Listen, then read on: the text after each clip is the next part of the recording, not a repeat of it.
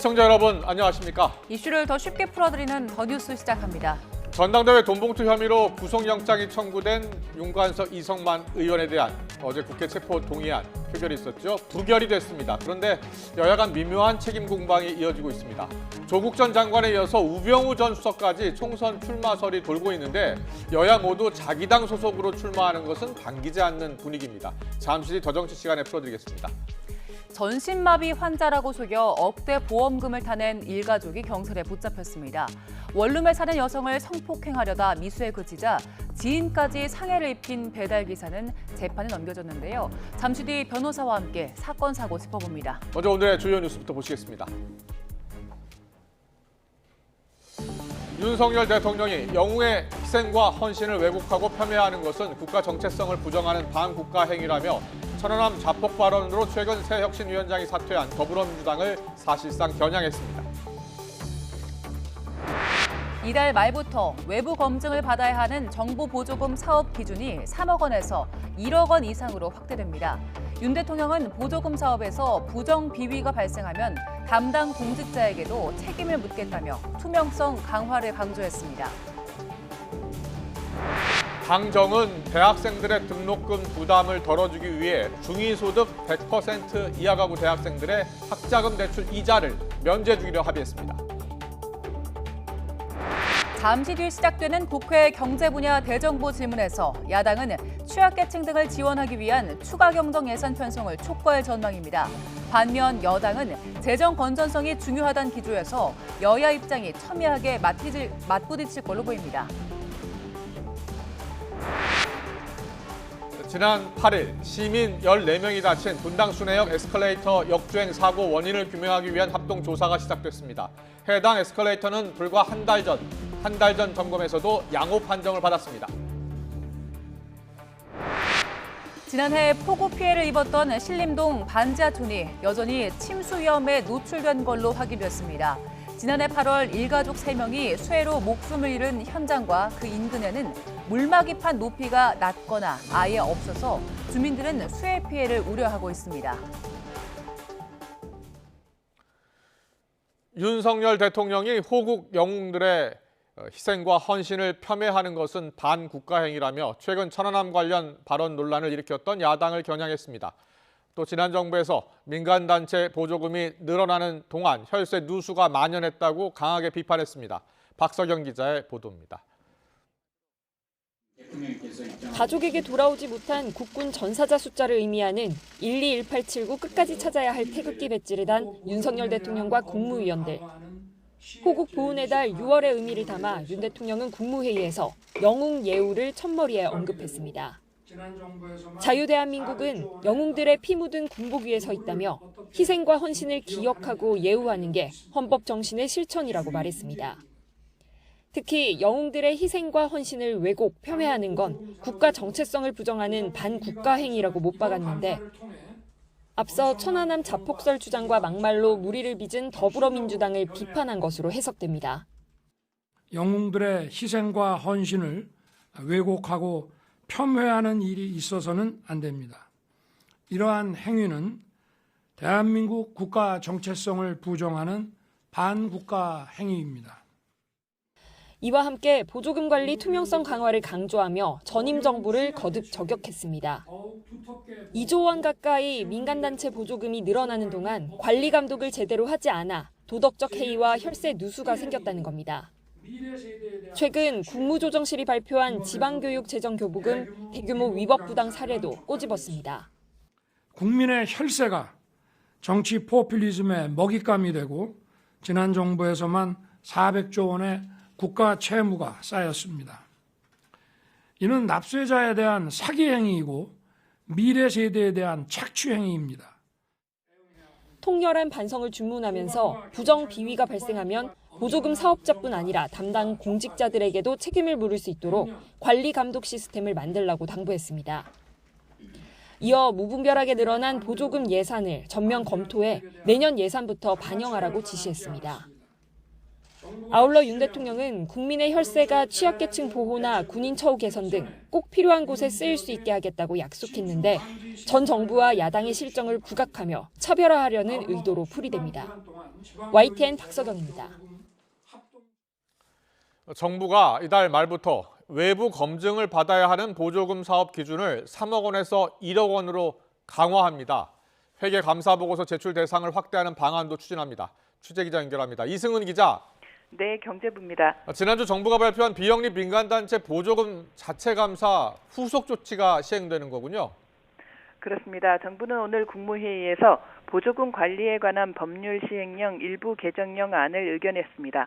이에 따라 이번 달 말부터 민간 보조사업 정산보고서 외부 검증 대상이 보조금 총액 3억 원 이상에서 1억 원 이상으로 강화됩니다. 이처럼 기준을 낮출 경우 외부 검증 대상이 4배 이상 늘어날 전망입니다. 지난해 기준 보조금 3억 원 이상 사업이 9천여 개, 1억 원 이상 사업은 4만 400여 개였습니다. 이에 따라 투명성이 부족하다는 지적을 받아온 노동조합이나 시민단체 등에 대한 회계 감시가 강화될 것으로 예상됩니다. 오늘 국무회의에서는 또 보조금법을 개정해서 회계감사 보고서 제출 대상을 현행 10억 원 이상 보조사업자에서 3억 원 이상으로 낮추기로 했습니다. 최근 정부는 국고보조금을 받은 비영리 민간단체 12,000여 곳을 감사한 결과 부정과 비리가 1,865건, 금액으로 314억 원에 이르렀다며 보조금 예산을 원점에서 재검토한다고 밝혔습니다. 지금까지 경제부에서 YTN 이승은입니다. 전국 장애인 차별철폐연대가 서울시 보조금을 부정 수급했다는 국민의힘 측 의혹 제기를 정면으로 반박했습니다. 전 장현은 오늘 서울 지하철 1호선 시청역에서 기자회견을 갖고 전 장현이 지난 10년 동안 보조금 1,400억 원을 부정 수급했다는 국민의힘 시민단체 선진화특별위원회의 주장은 거짓이라고 지적했습니다. 이어 정부와 서울시에서 단 1원의 보조금도 지원받고 있지 않다며 기자회견을 마친 뒤엔 지난 10년 동안 전 장년에 보조금을 집행한 적이 있는지 질의하는 서한을 서울시에 전달했습니다. 또 특별위원회의 하태경 위원장을 허위사실 유포 혐의로 이번 주 안에 서울해와경찰서에 고발하겠다고 덧붙였습니다. 잠시 뒤 오후 2시부터는 국회에서 국회 경제 분야 대정부 질문이 진행됩니다. 취약계층 등을 지원하기 위한 추가 경정 예산 편성을 촉구하는 야당과 재정 건전성이 중요하다는 여당 입장이 첨예하게 맞부딪힐 걸로 보입니다.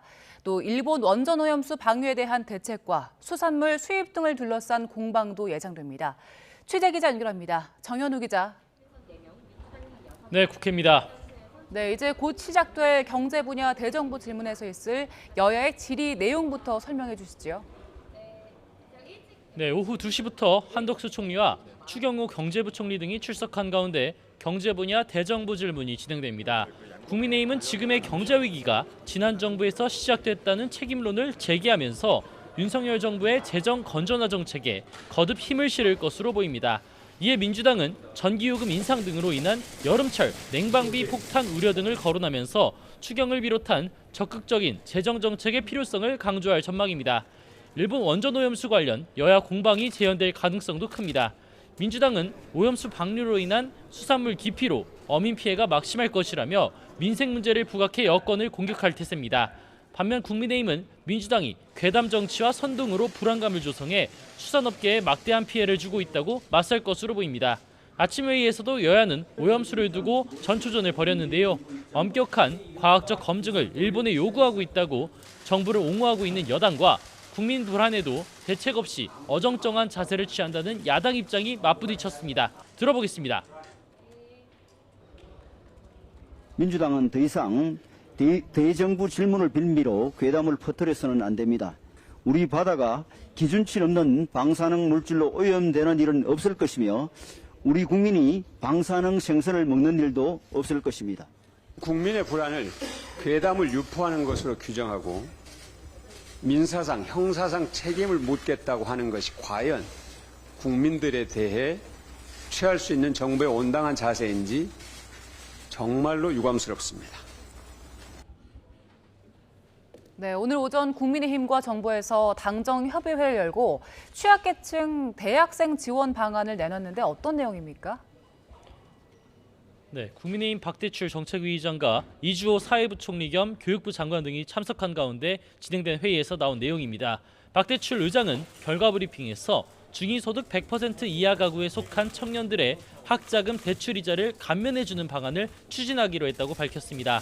상환 시작 전까지 취약계층 청년들의 이자를 면제해주고 학자금 지원 기준 5구간 이하 대상에겐 졸업 후 취업 전까지 이자 면제 기간을 두기로 했습니다. 또 저소득층 학자금 부담 완화를 위해서 주가 장학금과 생활비 대출, 근로장학금 규모도 늘리겠다고 강조했습니다. 이어 대학 등록금과 관련해서는 학자금 지원 기준상 중간 구간에 속하는 청년들의 지원 한도를 높여주고 저소득 구간은 국립대 수준 이상으로 지원할 것을 약속했습니다. 민주당이 앞서 국회 교육위원회에서 통과시킨 취업 후 학자금 상환 특별법 개정안도 강하게 비판했습니다. 모든 대학생의 대출이자를 면제해주는 이재명 대표식 포퓰리즘 법안이란 겁니다. 한번 들어보겠습니다. 포퓰리즘 정책이라는 데 인식을 같이 했습니다. 특히 모든 대학생 소득 8구간까지 학자금 대출 이자를 면제해주면 매년 이자 비용이 860억 원 규모로 반면 민주당에선 선택적 복지보다는 청년들의 사회적 안전망을 전반적으로 강화하고 보편적인 학습권을 보장하는 것이 중요하다는 입장입니다. 이번에 발표된 여권의 정책 방향에 대해 상임위 차원에서 논의해본 뒤 반대 목소리를 내고 나설 것으로 보입니다. 지금까지 국회에서 전해드렸습니다. 대장동 개발 의혹을 수사하고 있는 검찰이 화천대유 관계사인 천화동인 7호 실소유주 압수수색에 나섰습니다.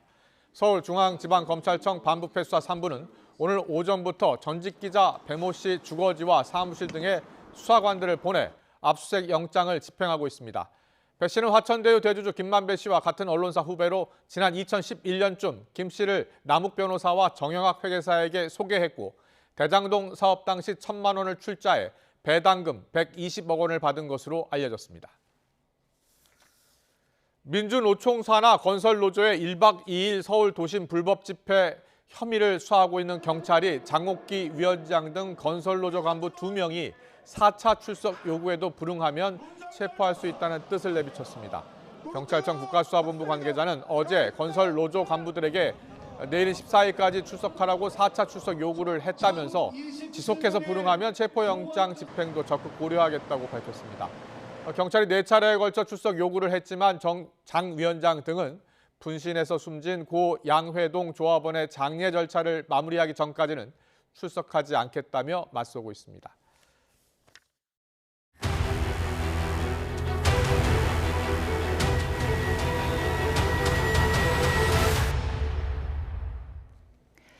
지난해 기록적인 폭우로 사상자가 많이 발생하는 등 피해가 컸죠.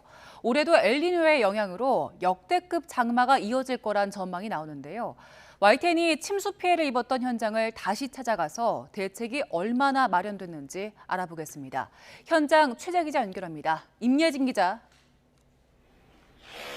네, 서울 신림동 반지하촌에 나와 있습니다. 네, 지난해 침수 피해가 특히 컸던 지역인데 지금은 어떤 모습인가요? 네, 제가 서 있는 이 골목의 주거용 반지하에서 지난해 8월 일가족 3명이 수해에 목숨을 잃었습니다. 불과 1시간 전까지만 해도 이곳 지하 주차장 앞에 물막 개판이 있긴 했지만 허술하게 설치돼 있었는데요. YTN이 아침부터 이 문제를 지적하자 현재는 구청에서 나와 이렇게 물막 개판 보수 작업에 나섰습니다. 그러나 이런 물막 개판마저도 설치된 곳이 많지 않은 게 현실입니다. 지난해 서울시는 반지하 수해 근절 대책 가운데 하나로 물막 개판 설치를 발표했습니다. 그러나 서울시가 분류한 침수 위험 주택 가운데 22.3%에 해당하는 3,400여 가구 앞에만 물막 개판이 설치됐습니다. 현장에서도 이를 확인할 수 있습니다. 당장 지난해 수해로 일가족이 목숨을 잃은 빌라 바로 옆 건물에도 물막 개판은 없었습니다. 올해도 비가 많이 내릴 것이라는 전망이 나오는데 주민들은 지난해와 달라진 게 별로 없다며 불안해하고 있습니다. 직접 들어보겠습니다. 올해도 비가 너무 많이 온다는 걱정되고 물이 안 올라온다는 부담까지. 네, 그리고 서울시가 주거용 반지하를 없애겠다면서 건물을 사들이겠다 이런 계획도 내놨었는데 그 계획은 어떻게 진행되고 있습니까? 네, 진행 속도가 매우 더딘 편인데요. 침수 우려가 큰 다세대 주택을 아예 사들인 뒤 지하층은 비주거용으로 전환하고 지상층은 주거 취약계층의 거처로 만들겠다는 게 서울시의 계획입니다. 그러나 정작 서울시가 지난달 말까지 실제 매입한 주택은 98가구로 목표치인 3,450가구의 3%에도 못 미칩니다. 또 서울시내 반지하 주택 23만 8천여 가구 가운데 지상층으로 이주한 경우도 전체 8%에 그쳤습니다. 주거용 반지하는 대부분 소유주가 여러 명인 다세대 주택에 포함되어 있는데 소유주 절반 이상의 동의를 얻어야 매입할 수 있습니다. 그런데 서울주택도시공사의 매입 단가가 실세보다 낮다 보니 집주인 입장에서는 집을 싸게 넘길 이유가 없는 겁니다. 때문에 서울시는 반지하 가구만 단독으로 사들이는 등 매입 기준을 완화하고 매입 단가를 올리는 방안을 고민하고 있습니다. 하지만 당장 이달 하순 장마가 시작되는 만큼 적어도 침수 방지 시설 설치 여부라도 꼼꼼히 점검해 피해를 최대한 막아야 한다는 지적이 나옵니다. 지금까지 서울 신림동 반지하촌에서 YTN 임혜진입니다. 네. 이 사진을 보면 반지하방 주변으로 흙탕물이 소방대원들의 발목까지 차올랐습니다. 지난해 8월 서울 신림동의 모습인데요. 서울에 내린 기록적인 폭우로 이 반지하방에 살던 일가족 3명이 물을 미처 피하지 못하고 끝내 숨졌습니다. 창틀로 진입하셨어요. 그래서 처음에 현관으로 진입하거나 뭐 그런 것들이 전혀 힘드셔서 그랬는지 사람 한 명이 누우면 겨우 옆으로 해서 들어갈 수 있는 정도로 보였고, 강남은 말 그대로 물바다였죠. 승용차는 지붕만 내놓은 채 물에 잠겼고 시내버스도 절반까지 물이 차오를 정도였습니다. 서울에서만 이 폭우로 8명이 숨졌고 583억 원어치의 재산 피해가 났습니다. 왜 이렇게 피해가 컸을까요? 여러 이유가 있었겠지만 지난해 8월 중부지방의 집중호우 피해를 계기로 진행된 감사원 감사 결과가 눈에 띕니다. 집중호우 같은 자연재해에 따른 피해를 막기 위해서 각 지방자치단체는 자연재해 대책법에 따라서 피해가 예상되는 지역을 위험지구로 지정하게 돼 있습니다. 침수 위험지구로 지정될 경우에 침수 방지 시설을 설치하는 등 여러 가지 의무가 부여되는데요. 그럼 서울시는 어땠을까요? 지난 2016년 서울시는 강남구와 서초구 등 서울시 전체를 대상으로 침수 피해 위험이 있는 침수 위험지구 125곳을 선정했는데요. 그러나 서울 25개 자치구에서는 이곳을 위험지구로 지정하지 않았던 걸로 드러났습니다. 이유는 집값이 떨어질까 봐, 또 건축 제한 등에 따른 민원이 우려돼서였습니다. 서울시만의 문제는 아니었습니다. 2018년부터 지난해 말까지 지정된 자연재해 위험 개선지구 369곳을 전수조사해봤더니 일부 지자체들은 주택과 상가 등을 제외한 도로와 하천 등만을 위험지구로 지정한 걸로 확인됐습니다. 역시나 민원의 영향이 컸는데요. 침수 방지 시설 설치 같은 각종 제약을 피하려 했던 겁니다. 결과는 좋지 않았습니다. 울산과 경북 포항, 또 충북 증평 등 침수가 예상됐지만 위험지구에서 빠진 3개 지역에서 실제 침수 피해가 발생했습니다. 정부는 부랴부랴 대책을 내놨습니다. 침수가 예상되는 지역은 빠짐없이 침수 위험지구로 지정하도록 하고 우선순위에 따라서 정비되도록 개선 대책을 마련하겠다고 밝혔습니다. 당장 다음 달에도 많은 비가 예상되는데요. 강수량이 평년보다 많거나 비슷할 확률이 각각 40%에 이릅니다. 8월에도 저기압과 대기 불안정으로 국지적으로 많은 비가 내릴 걸로 보입니다. 올해도 같은 피해가 반복돼선 안 되겠죠. 더는 소 잃고 외양간 고치는 일이 없도록 만반의 준비가 필요해 보입니다. 지난 8일이었습니다. 지하철 출구 에스컬레이터가 역주행하면서 14명이 다친 사고와 관련해 관계기관의 합동조사가 진행되고 있습니다. 사고 원인을 찾고 부실 점검이 이루어졌던 건 아닌지 밝혀내겠다는 겁니다. 취재기자 연결해서 현장 상황 알아보겠습니다. 우종훈 기자. 네, 순회역 2번 출구에 나와 있습니다. 네, 지난 8일 역주행 사고가 난 지 닷새 만에 합동조사가 진행되고 있는 거죠? 네, 잠시 휴식을 마친 합동조사팀의 오후 조사는 조금 전이 30분 전 재개됐습니다. 현재는 보시는 것처럼 순회역 2번 출구에는 가림막이 쳐져 있고 주변 보행자들은 이곳을 지날 수가 없는 상황입니다. 현재 가림막 안에서는 국과수와 한국승강기안전공단 그리고 철도경찰 19명이 조사를 벌이고 있습니다. 오늘 감식의 목적, 에스컬레이터 설비를 점검해 원인을 규명하는 건데요. 오늘 오전 조사에 들어가기 앞서 철도경찰이 밝힌 간단한 계획 직접 들어보시겠습니다. 사고 원인에 대해서는 지금 또 조사가 실시하고 지금 현장이 그대로 보존된 상태니까 현장 가서 열어본 상태에서 진행할 예정이고. 지난 8일 출근 시간대 이곳 순회역 2번 출구에서 위로 올라가던 에스컬레이터가 갑자기 역주행했습니다. 에스컬레이터 이용객들이 아래로 떨어져 서로 뒤엉키며 14명이 다쳤습니다. 현재까지 경찰은 누군가 에스컬레이터를 수동으로 임의 조작해 사고를 일으켰을 가능성은 적다고 보고 있습니다. 대신 에스컬레이터 역주행 방지 장치, 보조 브레이크가 제대로 작동하지 않은 데 주목하고 있습니다. 앞서 지난 2013년 순회역에서 불과 2정거장 떨어진 야탐역에서 에스컬레이터 역주행 사고가 발생한 뒤 설치가 의무화된 보조 브레이크가 지난 8일 역주행 때 제 역할을 하지 못했습니다. 하지만 에스컬레이터는 관계기관들의 앞선 점검에서 모두 양호 판정을 받았습니다. 불과 한 달 전 이루어진 에스컬레이터 유지보수 업체의 월간 점검에서 양호 판정이 나왔고 지난해 이루어진 한국승강기안전공단의 검사에서도 이상 없음으로 합격 판정을 받은 겁니다. 합동조사가 사고 원인 규명과 함께 관리 부실 문제를 살피는 것도 이 때문입니다. 코레일은 사고 직후 순회역에 있는 다른 에스컬레이터 6개를 조사한 결과 역주행 방지 장치 작동 등의 이상은 없었다고 밝혔습니다. 또 내년까지 순회역 에스컬레이터를 모두 교체하고 비슷한 시기 설치된 8개 역사의 에스컬레이터도 특별 점검하기로 했습니다. 이런 가운데 경찰은 합동 조사 결과가 나오기까지 최대 2달, 원인을 정확히 규명하고 책임자를 입건하기까지는 최대 1년이 걸릴 수 있다고 내다봤습니다. 지금까지 순회역에서 YTN 우종훈입니다. 집에 가는 여성을 따라가 때리고 성폭행한 이른바 돌려차기 사건 항소심 재판부가 가해자에게 징역 20년을 선고했습니다. 1심보다는 무거웠지만 검찰이 구형한 35년에는 많이 미치지 못했습니다. 판결 직후 피해자는 이제 어떻게 살아야 하냐면서 오열했습니다. 피해자의 목소리 들어보겠습니다. 너무 예견된 결과인데 조금 더 일찍 다가오는 것 같아서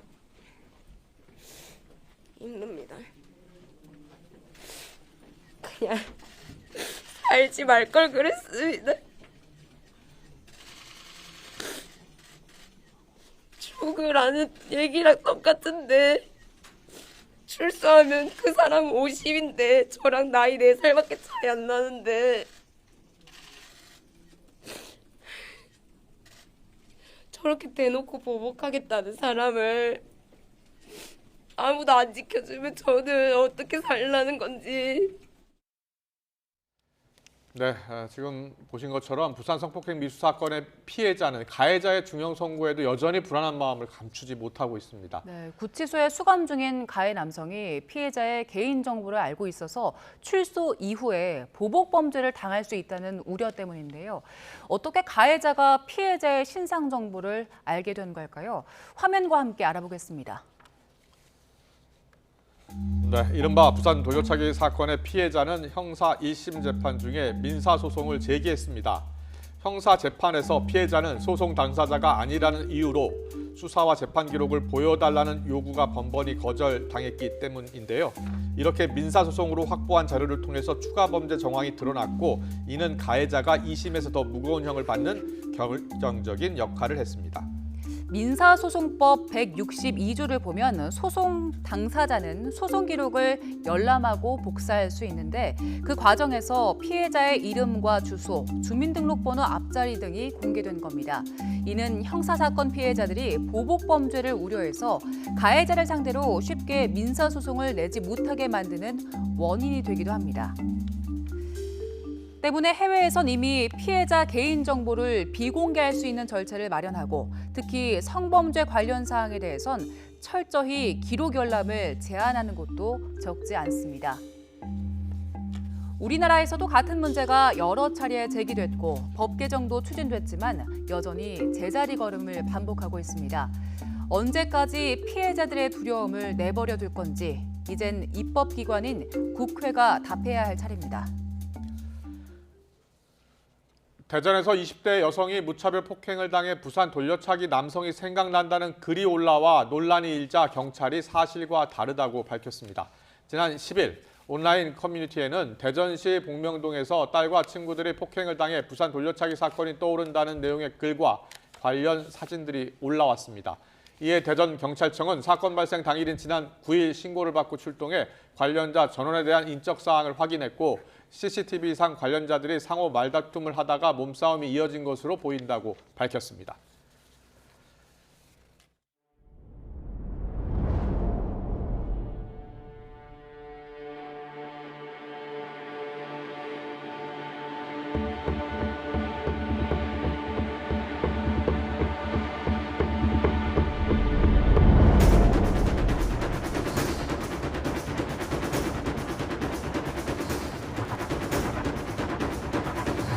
그 환자분이 키도 180이 넘고 몸무게도 거의 100kg 이상의 거구거든요.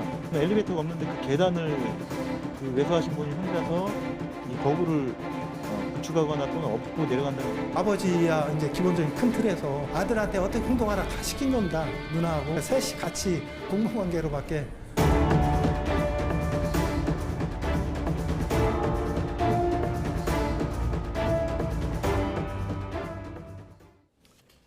네, 전신마비 환자라고 속여서 억대의 보험금을 타낸 일가족 경찰에 붙잡혔습니다. 또 원룸에 사는 여성을 뒤쫓아가 성폭행하려다 미수에 그치자 지인까지 상해를 입힌 20대 재판에 넘겨졌습니다. 네, 두 사건 모두 범죄 수법이 대담하고 또 치밀하게 준비한 정황이 드러나는데요.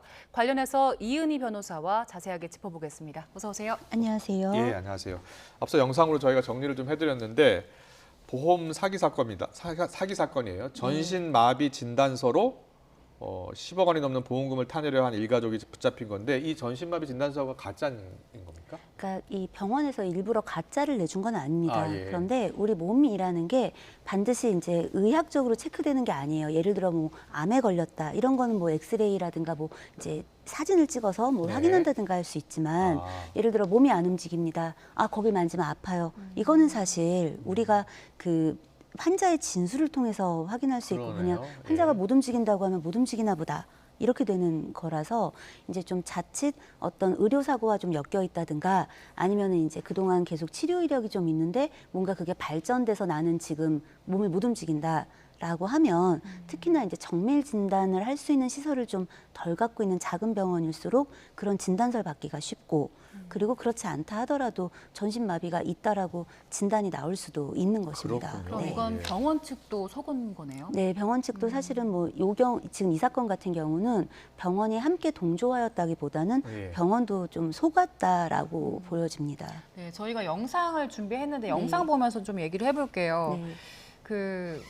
딱 지금 택시가 보이는데 병원에서는 아까 휠체어를 밀면서 갔는데 잠시 뒤에 택시 타는 장면을 보면 아무렇지도 않게 일어나더라고요. 네. 전신마비라고 했는데 일어나서 멀쩡하게 택시 문을 열고 택시를 타기도 하고요.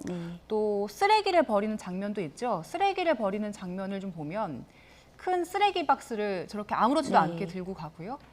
성큼성큼 멀쩡하게 걸어갑니다. 병원에서만 그러니까 보험사 직원을 만날 때라든가 진단을 받으러 가는 병원에서만 이제 전신마비가 오는 이제 그런 상황인 거죠. 덜미가 어떻게 하다 잡힌 겁니까? 이게 이제 이분이 이제 보험에 많이 들어놓은 거예요. 그래서 한 14억 원이 좀 넘는 금액을 청구를 했고 그중에 1억 8천 정도는 이미 수령을 했는데 4억 정도의 청구를 받은 이제 보험사의 직원이 아무리 생각해도 이상한 거예요. 뭔가 그래서 이제 이 부분에 대해서 좀 살펴보다가 경찰에 이제 고발을 했고 그래서 이제 경찰이 잠복해서 한 7개월 정도를 살펴본 거죠. 그랬더니 이제 이 사람이 일상생활에서는 이렇게 잘 움직이는 상황이 발견된. CCTV에 딱 잡혔고요.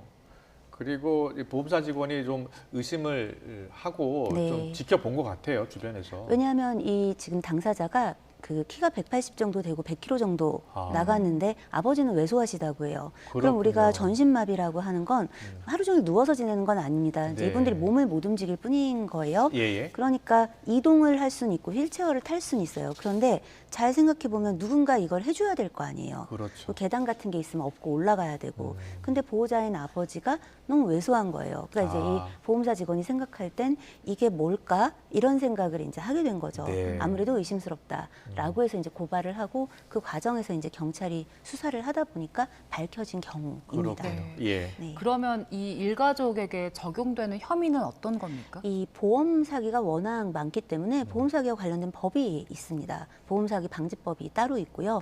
거기에 보험 사기죄가 있습니다.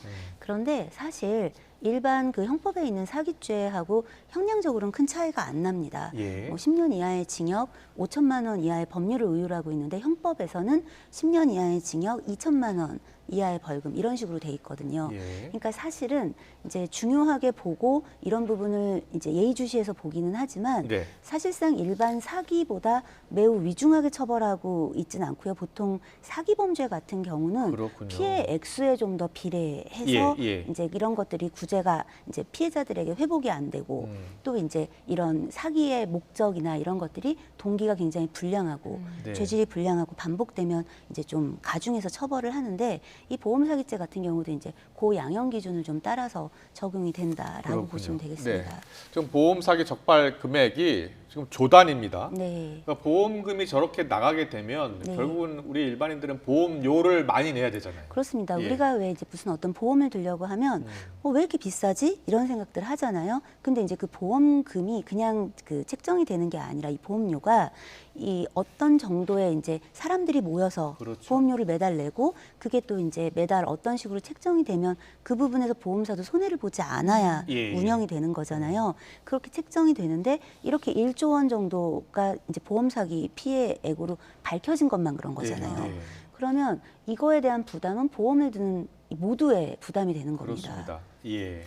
그 앞서서 처벌 그 양형에 대해서도 말씀을 해주셨는데 네. 이렇게 보험 사기가 갈수록 교묘해지고 수법도 좀 네. 고도화되고 있잖아요. 네. 끊이지 않는 이유는 어떻게 보세요? 사실은 이제 이 보험이 가지고 있는 속성 자체가 이제 조금 넣었는데 내가 위험에 처했을 때 많이 받을 수 있는 구조인 거예요. 네. 그래서 이 보험 사기가 지금 같은 양태로 나타나기도 하고 이 보험을 들 수 있는 가까운 사람의 보험을 든 후에 그 사람을 대상으로 강력 범죄로 나타나기도 합니다. 예. 그래서 이런 사고들은 끊이지 않는데 이제 인터넷과 매체의 발달 속에서 사실은 사람들이 이제 쉽게 범죄의 유형, 방법, 어떻게 해서 안 잡히고 얼마를 수령했는지 같은 정보들이 계속 유통되는 거예요. 네네. 그러면 범죄에 접근하기는 쉬워지고 이 범죄를 통해서 얼마나 많은 수익을 쉽게 얻는지에 대해서는 또 이제 유혹을 많이 받는 거죠. 그렇군요. 이런 부분들의 영향이 적지 않다라고 보여집니다. 알겠습니다.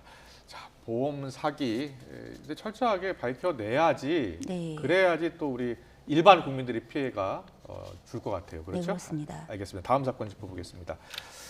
자, 충격이 채 가시도 않았습니다. 지금 부산 돌려차기 네. 사건 앞서 피해자의 목소리 들어봤습니다만 지금 대구판 돌려차기 사건이라고 좀 표현하는 기사도 봤는데요. 처음 보는 여성을 뒤따라가 성폭행을 시도하려다 실패하고 지인도 또 네. 상해를 입힌 겁니다. 이 사건 좀 더 자세히 설명을 좀 해주세요. 이제 이 피해자가 집에 들어가는 시간이 이제 대략 11시가 좀 밤 11시가 밤 되게 11시요.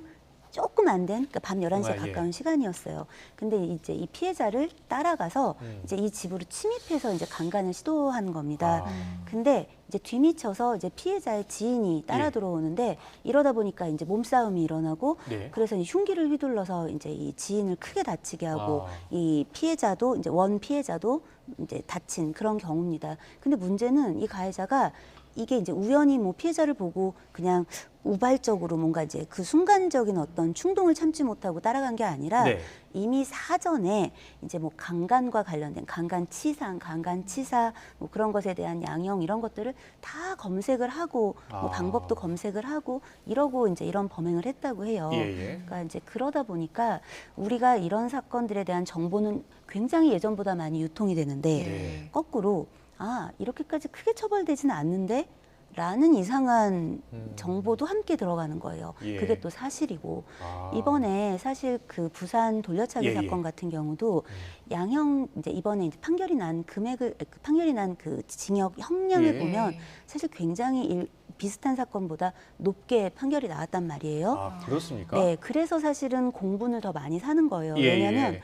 피해자 입장에서는 이것도 부족한데 그러니까요. 알고 보니 그렇게도 지금 현실적으로 어려운 거잖아요. 예. 그러니 이제 이런 짓을 저지르는 사람들 입장에서는 뭐 걸려봤자 징역 한 5년, 한 3년 6개월 갔다 오면 돼. 이런 아니란 생각을 가질 수 있는 그런 정보가 굉장히 유통되고 있는 지금 현재의 구조인 겁니다. 네. 예. 앞서 말씀해 주셨는데 지금 이 가해 남성이 여러 가지 범죄를 준비한 네. 정황들이 있었잖아요. 네. 그리고 보니까 2021년에는 여성 나체를 불법으로 네. 촬영한 그런 영상도 범행도 네. 좀 경찰이 확보를 했더라고요. 네. 이런 정황들을 쭉 봤을 때 초범이 아닐 가능성도 있다면서요? 초범이 아닐 가능성은 높은데 예. 문제는 이제 피해자가 신고를 이제 이전에 있었던 피해자들이 신고를 해서 이 DNA 같은 것들이 좀 검출되어 있다든가 네네. 이러면은 처벌로 이어질 수 있는데 우리가 이제 미투 시기를 거치면서 성범죄에서 피해자들이 많이 신고와 고소를 이제 하는 방향으로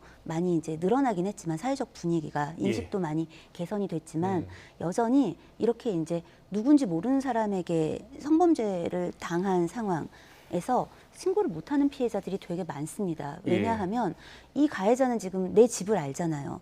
내 얼굴도 봤잖아요. 네. 그러면 내가 신고나 고소를 했을 때 나를 또 찾아와서 보복할 수도 있잖아요. 예. 그런 것부터 시작해서 이 신고나 고소의 엄두가 안 나는 경우, 충격이 너무 커서 트라우마가 큰 경우, 그러면 이제 또 신고를 못했을 가능성이 있단 말이에요. 그렇군요. 그러면 이제 이 가해자가 이제 자백하지 않거나 다른 휴대폰 같은 데서 이제 좀 증거가 나오지 않으면 처벌이 어려워질 수도 있는 겁니다. 네. 그래서 그런 걱정이 좀 있습니다. 그렇군요. 근데 이번 직업이 이제 배달 네. 기사였거든요. 그래서 요즘 배달앱 이용하시는 여성분들 많잖아요. 이런 소식 접할 때마다 많이 불안하실 것 같아요. 관련 법은 어떻습니까? 관련 법에서 이제 취업 제한 같은 것들을 명령할 때 그 대상이 지금 이런 배달 기사, 대리 기사 이런 경우는 포함이 되어 있지 않습니다. 그러니까 예를 들어 아파트 경비원이라든가 택배 기사 이런 직업들은 예. 포함이 되어 있어요. 그런데 우리 한번 잘 생각해 보시면 택배는 아파트 문 앞에 놓고 가세요, 경비실에 놓고 가세요. 네. 이게 많지만 예. 오히려 음식물 배달 같은 경우는 따뜻할 때 받아야 된다든가 차가운 음식은 차가울 때 받아야 된다든가 예. 하는 것 때문에 대면할 일이 많단 말이에요. 대리기사는 더 그렇죠. 밀폐된 공간에 이제 이동을 단둘이 하게 되는데 이런 부분들이 현재 법안에 들어와 있지 않아요. 그러니까 성범죄 전력으로 전자발찌 찬 사람은 다른 업종은 근무할 수 없는데 배달기사, 대리기사는 근무할 수 있는 겁니까? 네, 현재 그렇게 되어 있고 이 부분 때문에 올해 초에도 이제 여성가족부에서 법무부와 함께해서 이 법안을 이제 개정하는 것을 하겠다라고는 했는데 이제 국회에서 아직 이런 부분들이 진행되고 통과되고 하지 않았기 때문에 언제 시행이 될지는 알 수 없습니다. 예. 이런 어떤 배달 앱을 운영하는 곳에서도 이제 자체적으로 규정은 갖고 있지만 여기서 확인할 길이 없어요. 그리고 예. 배달을 하시거나 이렇게 대리 기사를 하시는 분들은 정규직 같은 걸로 채용되어 있는 상황이 아니니까 이분들의 인적 사항도 아주 자세하게 또 확보가 쉽지는 않은 상황입니다. 예.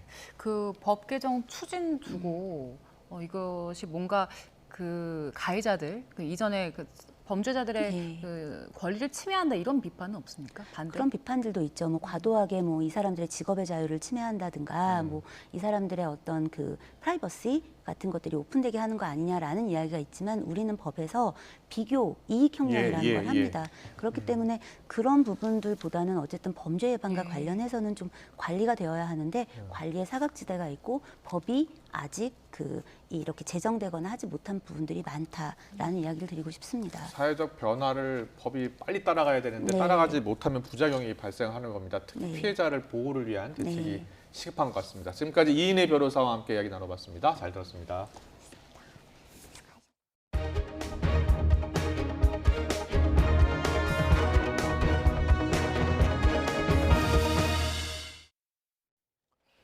미국이 첨단 반도체 장비를 중국에 수출하지 못하도록 하는 가운데 한국 기업에 적용한 한시적 유예 조치를 연장할 것이라는 방침이 전해졌습니다. 하지만 최근 중국의 마이크론 제재 이후 우리 기업에 대한 미국의 압박이 거세지고 있어서 안심하기에는 이르다는 지적도 나옵니다. 워싱턴에서 권준기 특파원이 보도합니다. 지난달 중국 정부가 미국 반도체 기업 마이크론에 대한 수입 금지 조치를 발표하자 미국은 정치적 보복이라며 거세게 반발했습니다. 더 나아가 한국 기업이 마이크론의 공백을 메워선 안 된다며 노골적으로 압박해왔습니다. If they take advantage of Chinese punishment of us, it's going to be a huge problem because it will erode the trust we have together. This is the China core strategy. It's divide and conquer. 마이크론 제재의 반사이익을 한국 기업이 얻게해선 안 된다는 목소리까지 나왔습니다. 지난해 10월 첨단 반도체 장비를 중국에 수출하지 못하도록 하면서 삼성과 SK에 준 1년 유예 조치를 더는 적용해선 안 된다는 주장이 대표적입니다. 이 같은 우려에도 불구하고 미국 상무부가 한국 기업에 대한 수출 통제 유예 조치를 연장할 거라는 보도가 나왔습니다. 월스트리트저널은 상무부 차관이 지난주 미국 반도체 산업협회 관계자들을 만나 한국과 타이완 기업에 대한 장비 수출 통제 유예 조치가 당분간 연장될 것이라고 밝혔다고 보도했습니다. 신문은 중국과의 비즈니스를 제한하려는 미국의 노력에 대해 국내외 반도체 업체가 저항해왔다며 가장 큰 비판은 한국에서 나왔다고 전했습니다.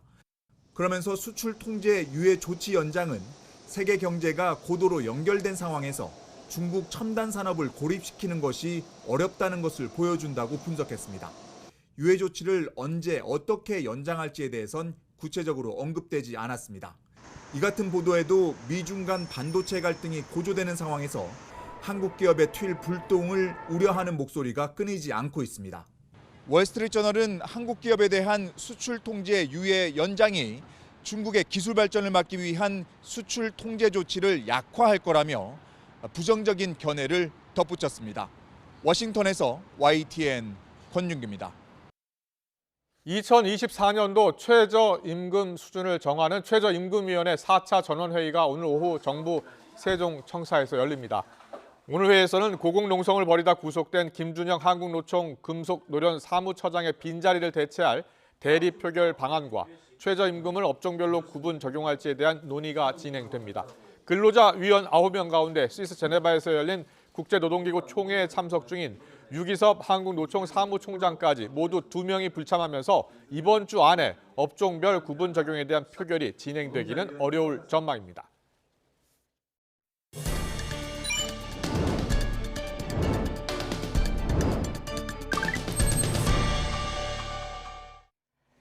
청년의 목돈 마련을 돕기 위한 청년 도약 계좌가 이틀 뒤 15일에 출시됩니다. 5년 동안 월 70만 원씩 내면 최대 5천만 원 정도의 목돈을 모을 수 있는 상품인데요. 정부가 월 최대 2만 4천 원을 지원해주고 이자 소득에 대해선 비과세 혜택을 줍니다. 만 19세에서 34세 청년 중에 개인소득 요건과 가구소득 요건을 모두 충족해야 가입할 수 있는데요. 개인소득은 7,500만 원 이하, 또 가구소득은 가입자 본인과 가구원 소득의 합이 중위소득의 180% 이하여야 합니다. 개인소득은 직전 과세기간, 그러니까 지난해 총급여가 6천만 원 이하면 정부 기여금을 받을 수 있고 또 비과세도 적용받을 수 있고요. 총급여가 6천만 원을 초과하고 7,500만 원 이하인 경우 정부 기여금은 받을 수 없지만 비과세는 적용됩니다.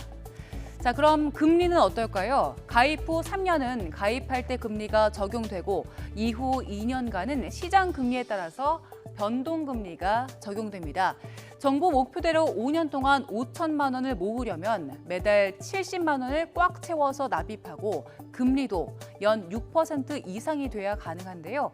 정부와 은행이 최종 금리 수준을 놓고 막판 조율 중입니다. 내일 최종 금리가 공시되니까 지켜봐야 할 것 같습니다. 청년 도약 계좌에 대한 몇 가지 궁금증과 답을 정리해봤는데요.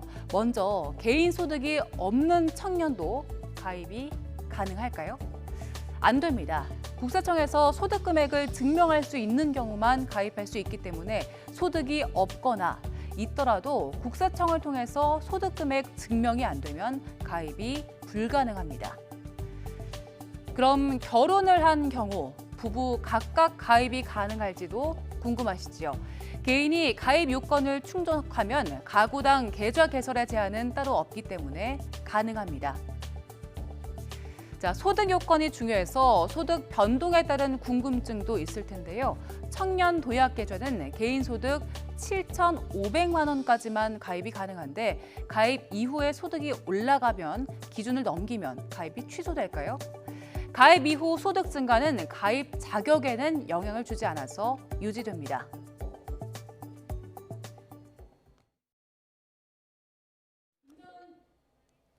김정은 북한 국무위원장이 러시아와 전략적 협력을 강화하겠다고 하자 미 국무부가 북한이 러시아에 무기를 더 보낼 수 있다고 우려했습니다. 로이터 통신에 따르면 미 국무부 대변인은 김정은 위원장이 러시아 국경일을 맞아 푸틴 대통령에게 축전을 보낸 사실을 거론하며 북한이 더 많은 군사 장비를 러시아에 보내려 계획하고 있는 점을 우려한다고 밝혔습니다. 김정은 위원장은 앞서 보낸 축전에서 우크라이나 전쟁과 관련해 푸틴의 영도력을 지지하면서 북한과 러시아 사이의 전략적 협력을 더욱 긴밀히 해나가겠다고 확인했습니다. 네, 방금 들은 소식입니다. 대통령실에서 싱하이밍 주중 대사 발언 관련해서 또 입장이 나왔습니다. 주한 중국 대사의 발언은 두 가지 문제점을 갖고 있다. 우리가 지적을 했다라는 내용인데요. 한중 무역 관계 설명하는 논리가 사실관계와 맞지 않았고 또 대한민국 외교정책 노선에 있어서 한국이 헌법 정신의 기초에서 자유민주주의 국가 동맹국들과 협력하면서 동시에 중국 상호 존중 호혜 원칙에 따라서 건강한 한중 관계를 만든다는 입장을 누차 밝혔는데 그런 게 편향적이고 특정 국가 배제하는 듯한 곡해된 발언을 싱하이밍 대사가 했기 때문에 논리적으로 문제가 있다라는 지적을 대통령실이 했습니다. 대통령실은 또 해외 순방 일정도 발표를 했는데요. 19일부터 4박 6일 일정으로 프랑스, 베트남을 방문해서 정상회담을 갖는다라는 일정, 대통령 해외 순방 일정도 함께 발표했습니다. 관련 소식은 정리를 해서 다음 뉴스 시간에 전해드리겠습니다. 한미 양국은 북한 핵개발 자금줄 차단을 위한 공조를 더욱 강화해 나가기로 했습니다. 북한이 도발로는 아무것도 얻지 못하도록 하고 긴장을 고조시키는 행위에 대가를 치르게 해야 한다는 데 뜻을 모았습니다. 김태현 기자의 보도입니다. 한미 북핵 수석 대표가 다시 워싱턴에서 만났습니다. 북한의 추가 위성 발사와 관련해 양국은 국제사회의 단합된 대응을 이끌어 북한이 도발로는 아무것도 얻을 것이 없다는 것을 깨닫게 만들어야 한다는 데 뜻을 모았습니다. 우선 북핵 개발 자금줄을 차단하기 위한 노력을 강화하기로 했습니다. 아울러 한미는 북한의 핵미사일 개발 자금줄을 차단해 나가고 있습니다. 우리 정부는 지난해 10월 5년 만에 독자 제재를 발표한 데 이어 8차례 독자 제재를 하였습니다. 김건 본부장은 북한의 주 수입원으로 부상한 불법 사이버 활동에 대응해 지난해 8월 한미 실무그룹을 출범시키고 북한의 불법 수익 상당액을 동결 환수했다고 소개했습니다. 한미는 한국의 유엔 안보리 비상임 이사국 진출을 계기로 더 이상 안보리가 북한의 도발에 침묵하지 않도록 적극 노력하고 비핵화 복귀 모멘텀을 만들기 위해 공조하기로 했습니다. 성김 미국 대북 특별대표는 북한과의 대화 기회도 열려 있지만 북한의 도발에 대가를 치르게 하는 것이 중요하다고 강조했습니다. It's important to make clear to the DPRK that its escalatory behavior has consequences. At the same time, we have been very clear that we seek dialogue with Pyongyang. 한미는 북한의 국경 재개방 움직임에 맞춰 대북 제재 결의 이행을 촉구하기로 했습니다. 국제사회가 안보리 결의를 충실히 이행하는 것이 매우 중요합니다. 북한의 국경 봉쇄로 이행되지 못하고 있던 부분이 있었다면 지금이 바로 이행 강화의 기회라고 생각하고 있습니다. 양국은 또 국제 무대에서 북한 인권을 개선하기 위한 협력도 강화하기로 했습니다. YTN 김태현입니다. 네, 이 시각 보도국에 들어온 간추린 뉴스 정리해드리겠습니다. 어제 저녁 9시쯤 충남 천안시 동남구 아파트에서 가스 누출로 추정되는 폭발이 일어났습니다. 이 사고로 20대 남성 거주자가 전신에 1, 2도 화상을 입어 병원으로 옮겨졌고 화장실 문과 창문 등이 부서졌습니다. 지난 2020년 10월 서울 용산구 그랜드 하얏트 호텔에서 난동을 부린 조직폭력배 순호아파 조직원 10명이 구속 갈림길에 섰습니다. 호주에서 10명의 사망자와 25명의 부상자를 낸 결혼식 버스 전복 사고는 안개가 짙게 낀 상태에서 과속에 의한 것으로 밝혀져 호주 경찰은 버스 기사를 기소했습니다. 경찰청은 휴가와 비번 중에 보이스피싱 수거책을 현장 검거한 기동대원 등 공적이 탁월한 16명을 1계급 특진 임용했습니다. 샤워장에서 후임병을 알몸 상태로 구르게 하는 등 가혹행위를 한 해병대 선임이 징역 6개월에 집행유예 2년을 선고받고 사회봉사 80시간 명령을 받았습니다. 윤석열 대통령이 2030 부산 세계박람회 유치 활동을 지원하기 위해 오는 20일에서 21일 프랑스 파리에서 열리는 국제박람회기구 BIE 총회에 기업 총수들과 함께 직접 참석합니다. 농림축산식품부는 입법 예고 중인 농지법 시행규칙 개정안은 농막을 주거용으로 활용하거나 단지를 형성하는 등 제도 악용 사례를 막기 위한 것이라면서 의견을 수렴하겠다고 밝혔습니다.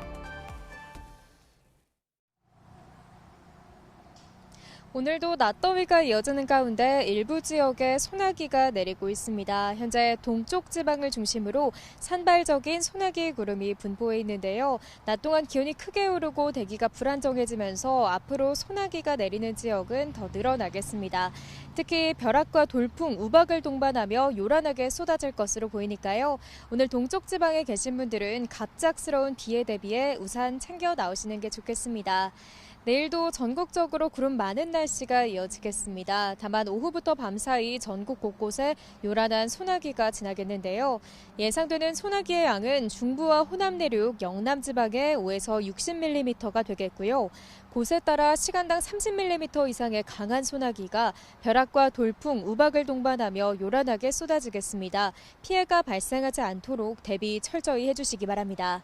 내일 아침 기온은 오늘과 비슷하거나 조금 더 낮겠습니다. 서울과 대구, 광주의 아침 기온 모두 18도로 출발하겠고요. 한낮 기온은 서울이 17도, 대전과 광주 28도, 대구는 29도로 예년과 비슷하거나 조금 더 높겠습니다. 목요일인 모레까지는 곳곳에 소나기가 자주 내리겠고요. 이후에는 대체로 맑은 날씨 속에 전국적으로 30도 안팎의 여름 더위가 기승을 부릴 전망입니다. 오늘에 이어 내일도 전국적으로 자외선 지수와 오존 농도가 높게 나타나겠습니다. 한낮 시간 외출하실 때는 자외선 차단제를 꼼꼼히 덧발라주시고요. 호흡기 건강관리에도 신경 써주시기 바랍니다. 지금까지 YTN 윤수빈입니다. 네, 전당대회 돈봉투 혐의로 구속영장이 청구된 윤관석, 이성만 의원. 어제 체포동의안 표결이 있었고 부결이 됐잖아요. 여야 간 미묘한 책임 공방이 이어지고 있습니다. 조국 전 장관에 이어 오병우 전 수석까지 총선 출마설이 돌고 있는데 여야 모두 자당 소속 출마는 반기지 않는 분위기입니다. 잠시 뒤 더 정치 시간에 풀어드리겠습니다.